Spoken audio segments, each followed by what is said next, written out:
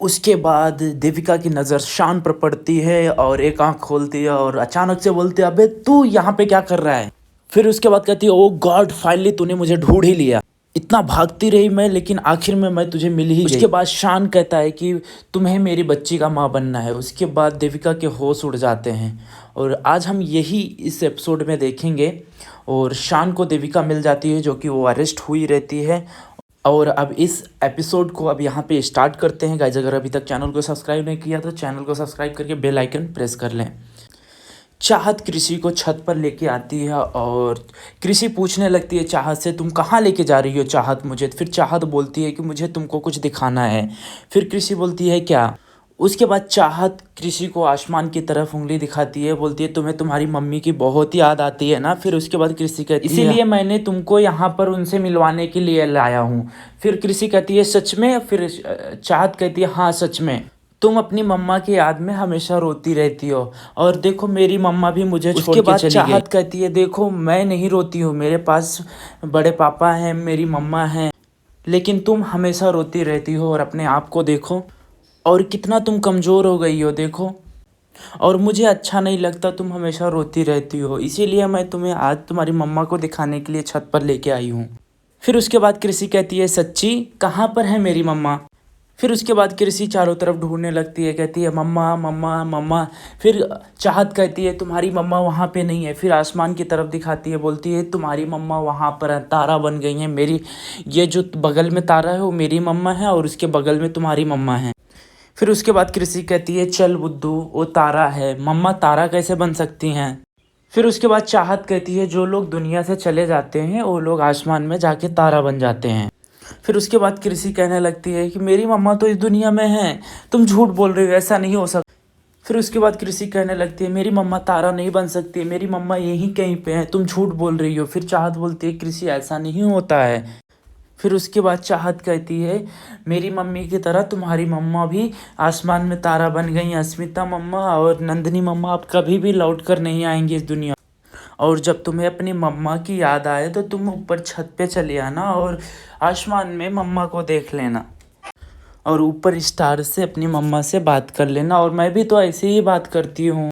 फिर उसके बाद कृषि रोने लगती है, कहती है मेरी मम्मा मरी नहीं है, मेरी मम्मा दूसरे शहर में जॉब पर गई हैं और पापा की बात उनसे हुई थी, पापा ने बोला है कि मम्मा तुम्हारी जल्दी आएंगी।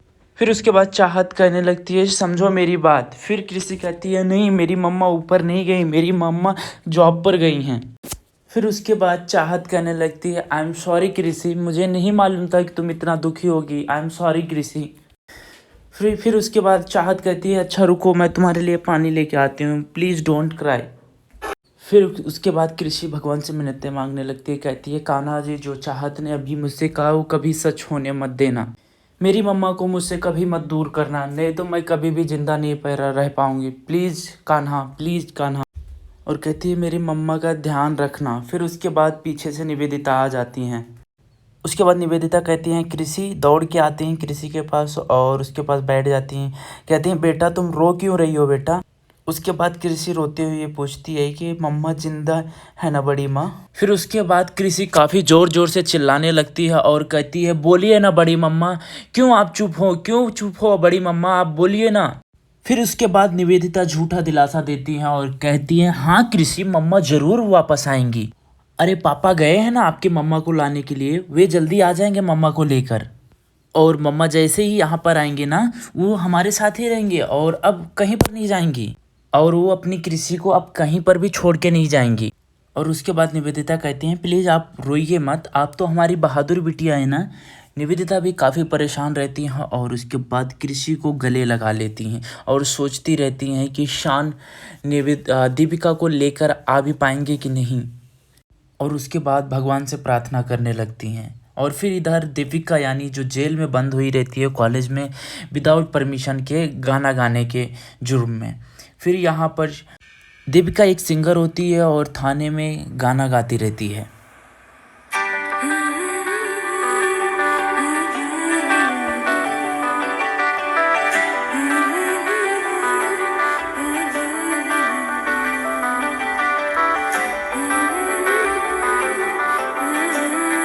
उसके बाद देविका को देखकर शान अस्मिता की याद आने लगती है और उनसे किया हुआ वादा उनको याद आने लगता है जो अस्मिता से शान किए रहते हैं। कि अस्मिता की कहने लगती है उनके यादों में कि देविका को तुम लेके आओगे और मेरे प्यार को ज़िंदा रखोगे।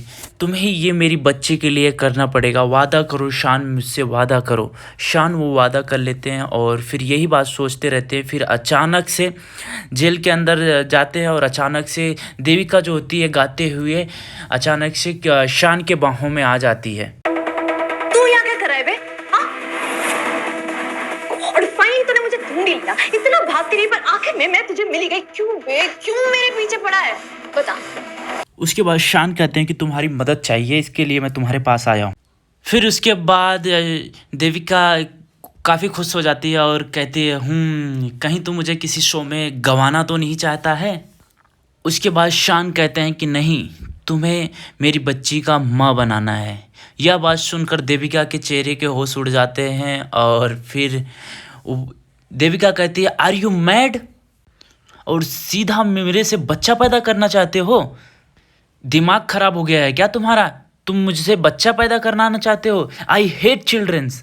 उसके बाद शान कहते हैं पहले मेरी बात तो सुन लो। फिर उसके बाद देविका कहती है बोलो। 6 महीना पहले जो भी कुछ हुआ था उसके बारे में किसी को कुछ भी नहीं मालूम कि उसकी मम्मी मर चुकी हैं। और जाते जाते अस्मिता ने मुझसे वादा लिया था कि मैं किसी को इस बात की भनक भी नहीं लगने दूं कि वो अब इस दुनिया में नहीं रही, क्योंकि अस्मिता की ये आखिरी इच्छा थी। और मैंने ये वादा किया था कि किसी को ये बात कभी पता लगने नहीं दूंगा और मैं वह वादा निभाऊंगा। और हम में से किसी ने अभी तक किसी को ये नहीं बताया कि अस्मिता कभी वापस लौट के नहीं आएंगी। फिर उसके बाद दीपिका कहती है तो तू मुझसे क्या चाहता है, मैं इसमें तेरी क्या हेल्प करूं? फिर उसके बाद शान कहते हैं कि अस्मिता के जाने के बाद कृषि की तबीयत ठीक नहीं रहती है। उसके बाद शान कहते हैं कि मैं चाहता हूं कि तुम कृषि की माँ बनकर हमारे घर पे चलो और हमारे साथ रहो।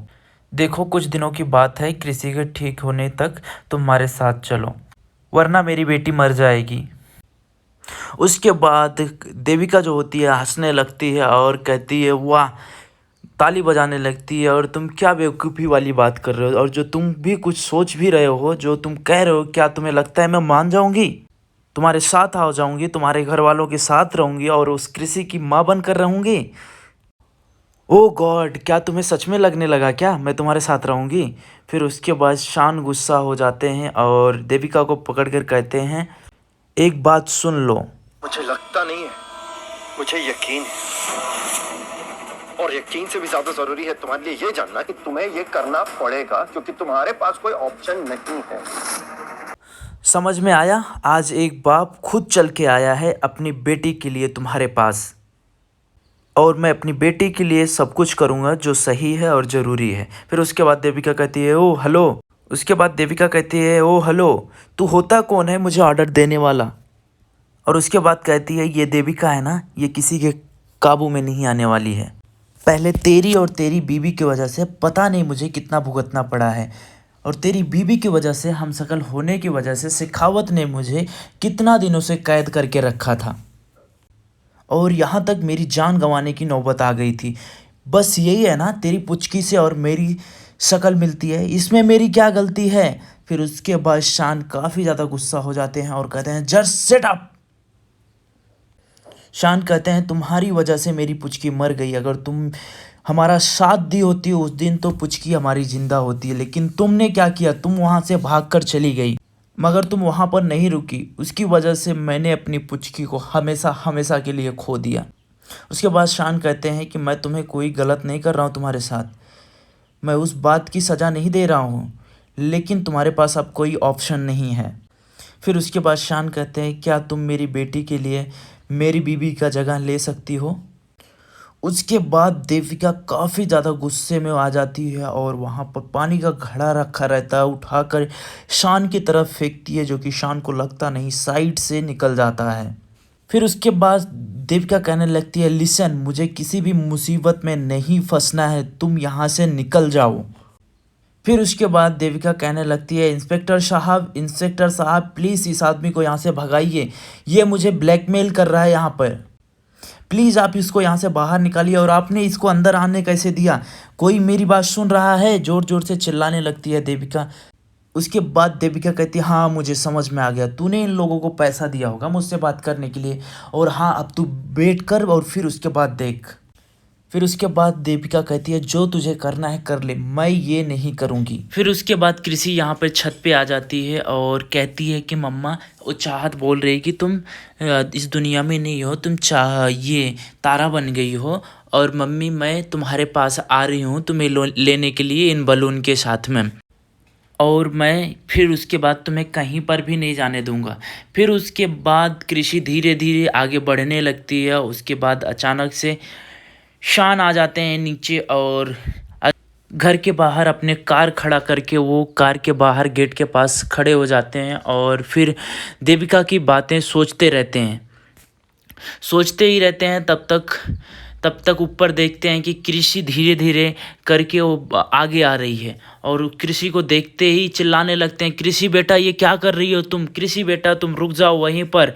फिर उसके बाद कृषि कहती है नहीं पापा मैं मम्मा के पास जा रही हूँ, मम्मा के पास मैं जा रही हूँ और मम्मा को साथ में लेके आऊँगा। फिर उसके बाद शान कहते हैं नहीं बेटा तुम गिर जाओगी, नहीं बेटा तुम गिर जाओगी। फिर उसके बाद कृषि चलती जाती है और बात नहीं सुनती और अचानक से नीचे गिर जाती है। फिर उसके बाद शान उसे नीचे गिरने से बचा लेते हैं, अपने गोदों में पकड़ लेते हैं। फिर उसके बाद कृषि बेहोश हो जाती है।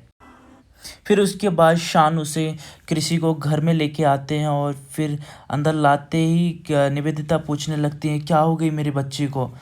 फिर उसके बाद चाहत भी वहाँ पे रहती है और ये सब देखकर चाहत बोलती है कि पापा मुझे माफ़ कर दो, मैंने ही कृषि को बोला था कि मम्मा तुम्हारी तारा बन गई हैं। ये बात सुनकर कृषि काफ़ी ज़्यादा परेशान हो गई थी, इसीलिए वो ऐसी हरकतें की है, प्लीज़ पापा मुझे माफ़ कर दो। फिर उसके बाद निवेदिता कहती हैं कि क्या हो गया है शान कृषि को। फिर उसके बाद शान कहते हैं अगर मैं आज वक्त पर नहीं पहुंचता तो मेरी कृषि भी मुझसे दूर हो जाती। फिर निवेदिता कहती हैं ऐसा मत बोलो शान, कृषि के ऊपर भगवान का हाथ है। फिर उसके बाद निवेदिता सोचने लगती है कि शान अस्मिता की हमशक्ल देविका से मिलने गए थे, पता नहीं उसके बारे में मुझे कुछ बताया नहीं, क्या हुआ क्या नहीं। और इधर देविका यानी पुलिस स्टेशन में रहती है और वहाँ पे एक कांस्टेबल लेडीज़ आती है जो कि देविका को काफ़ी डराने धमकाने लगती है। और फिर बाद में इंस्पेक्टर आ जाते हैं जो कि वो कांस्टेबल इंस्पेक्टर की टोपी पहने रहती है और फिर इंस्पेक्टर कांस्टेबल को डांटने लगते हैं, कहते हैं कि कांस्टेबल ये तुमने इंस्पेक्टर की टोपी पहनी है उसकी तुम्हें वैल्यू पता है क्या। फिर उसके बाद जो कांस्टेबल होती है कहती सॉरी सर, मैं भूल गई, इसे डराने के लिए मैंने इस इंस्पेक्टर की टोपी पहनी थी। फिर उसके बाद इंस्पेक्टर काफ़ी गुस्सा होते हैं।